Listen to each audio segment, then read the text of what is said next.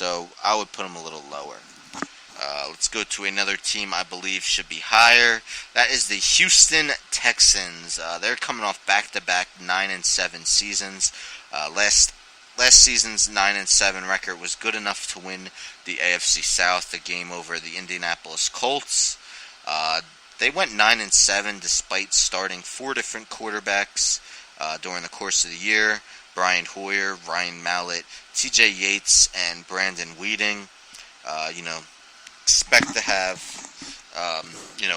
only one starting quarterback as long as he stays healthy this year after they sign Brock Osweiler away from the Broncos to a long-term deal. Osweiler, the jury's still out on him. Hasn't had enough of an NFL career on the field in order to come to a conclusion as to where maybe he ranks on the echelon of quarterbacks.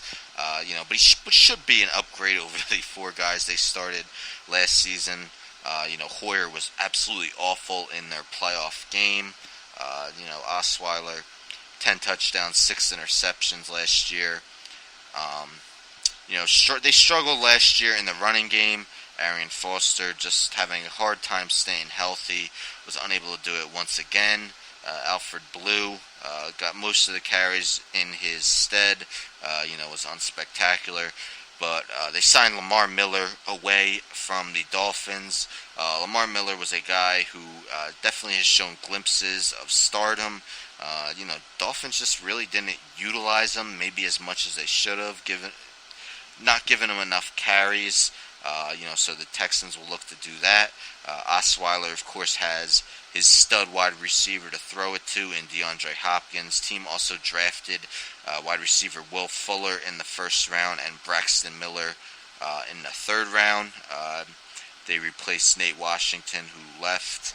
On defense, 3 out of the last 4 defensive player of the years. J.J. Watt's been dealing with a couple of injuries in this preseason, but I believe should be full strength once the season begins. Add Brian Cushion and Jadeveon Clowney at linebacker.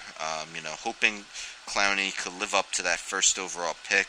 Hasn't quite done it yet. Has missed some games due to injury. I'm expecting him to, have a good season though this year. Texans. At 16, basically puts them in the middle of the pack in these NFL power rankings. I would put them, on the top half, a few spots up from that 16th place ranking.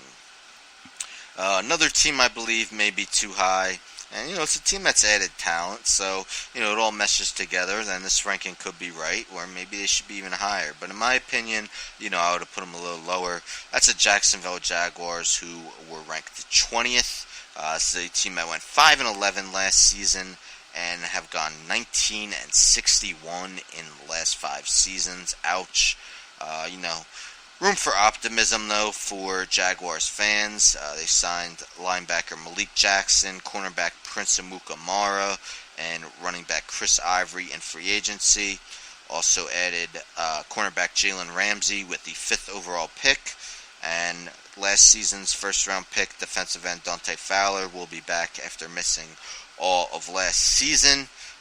So they did add some talent to a team that has struggled mightily over the last 5 seasons. Ivory, will split carries with last season's rookie T.J. Yeldon. One of the main keys, though, Bortles, of course, had wide receiver Allen Robinson have an outstanding year for him. Allen Hurns also had a good season, going over 1,000 yards, and tight end Julius Thomas missed some time last season, hoping he could stay healthy. But Blake Bortles will definitely need to cut down on the bevy of turnovers he had last season. He fumbled the ball 14 times, which led the NFL, as did his 18 interceptions, also led the NFL in that category. Bortles did still throw, I believe, 32 touchdown passes, well over 4,000 yards. He's got 2 good targets in Robinson and Hurns. So this team does have talent. I'd just rather see them put it together, before ranking them 20th, which isn't exactly high, but you know, the way they've played the last 5 seasons, 20th is very high. You know, I believe they may be a year away from potentially earning a playoff berth this year. I believe they still may go through some growing pains, especially Bortles. Should be a good barometer of whether Bortles could be the long-term future answer at quarterback for the Jaguars for the foreseeable future. Jaguars 20th. Believe they should be a little lower. Another team I would put higher, that is the Tampa Bay Buccaneers, who are ranked 23rd in these ESPN NFL Power Rankings. They went 6-10 last year, but were battling for a playoff spot for much of the year. Were 6-6 before losing their last 4 games of the season. Added some nice pieces to the team, including guard J.R. Sweezy, defensive end Robert Ayers, and cornerback Brett Grimes. Made a couple Pro Bowls. You just got to hope his wife, Miko, can keep her mouth shut for much of the season, because she was definitely a distraction for the Dolphins last season. Grimes also getting up there a little bit in age, where the Dolphins just believe that the distractions his wife was causing was worse than the talent he could provide on the field. Weighing their pros and cons, decided they didn't want to keep him. Buccaneers also drafted cornerback Vernon Hargreaves with the 11th overall pick. Grimes, Hargreaves, Ayers, and what was a pretty good defense. They have 2 defensive stars in linebacker Levante David and defensive tackle Gerald McCoy. And they do have the talent on the offensive end. Jameis Winston had a solid rookie season. Will look to continue to get the ball rolling in what is now a sophomore year in the NFL. Running back Doug Martin, coming off a first-team All-Pro season, was given a large deal in the offseason to remain with the team. 2 solid wide receivers in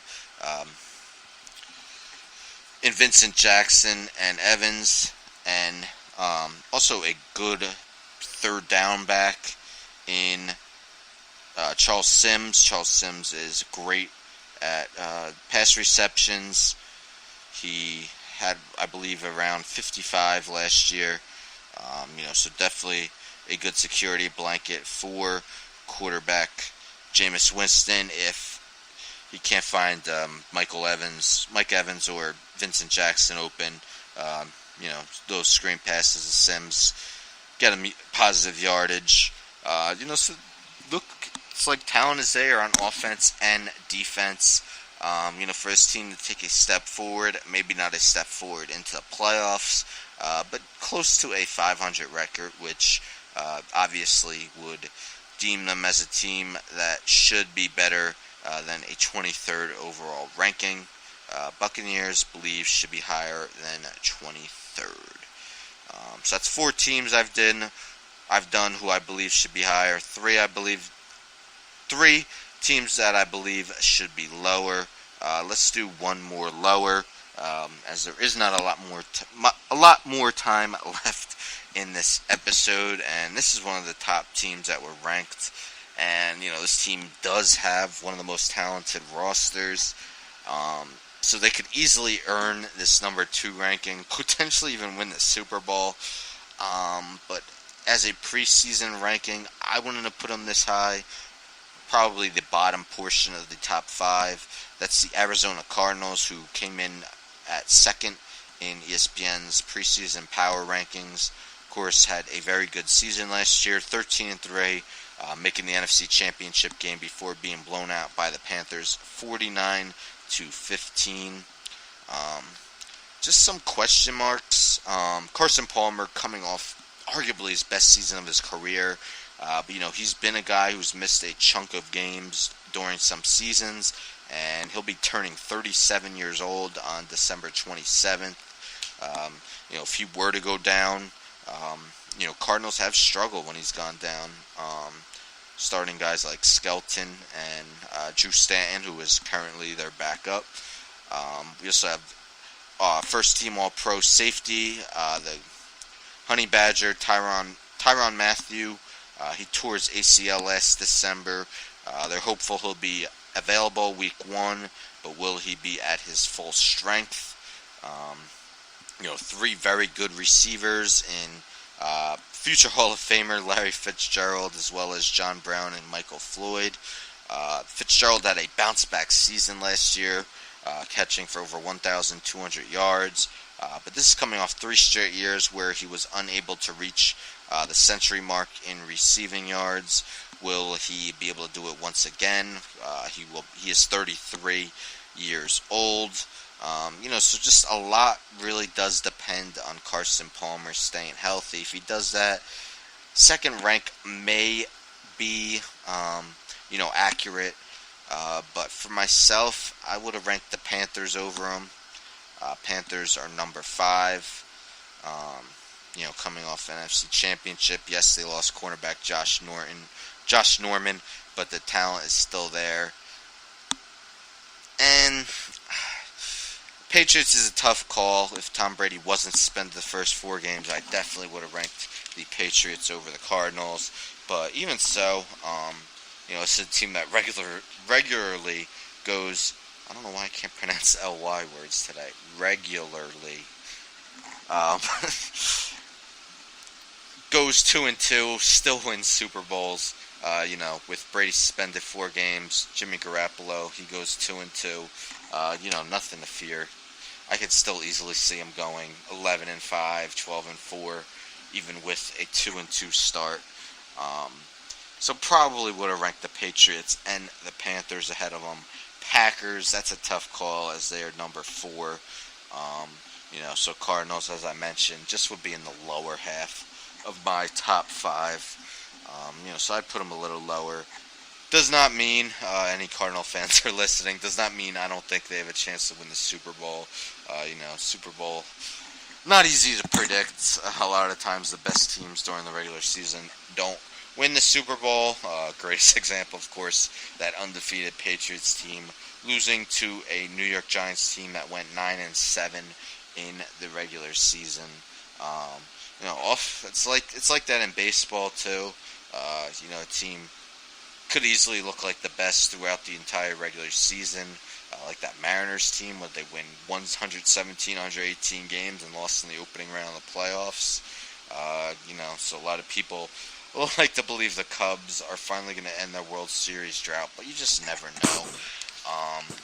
Hard to predict winners of championships, especially in those 2 sports. NBA, it seems to be a little bit easier.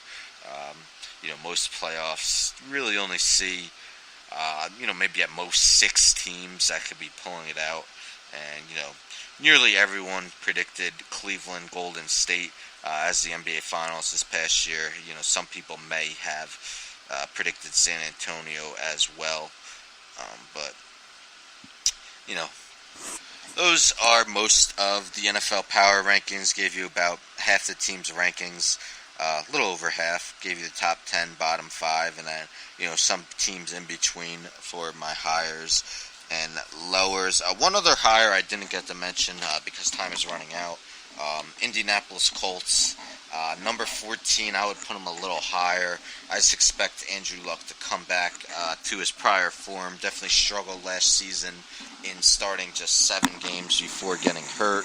It seemed like a lot went wrong for the Colts last year, and they still finished with a 500 record. And, Luck's got 3 targets at receiver to throw the ball to, and Pro Bowler T.Y. Hilton, Dante Moncrief, and 2015 first-round pick Philip Dorsett. Also improved their offensive line in the draft. First-round pick Ryan Kelly, center. So Colts are also a team I expect to play a little bit better than that 14th ranking, and should be a tight race between them and the Texans once again in the AFC South. So that'll about do it for episode number 80. I thank you all for listening. If you can, please hit that subscribe button here on Spreaker. Always know when I'm on the air. You could do that by hitting the subscribe button. Thank you all so much for your wrestling fans. Let's hope that SummerSlam is an entertaining pay-per-view. Definitely looks like a good card. I'm expecting good things. Until next Sunday, goodbye all.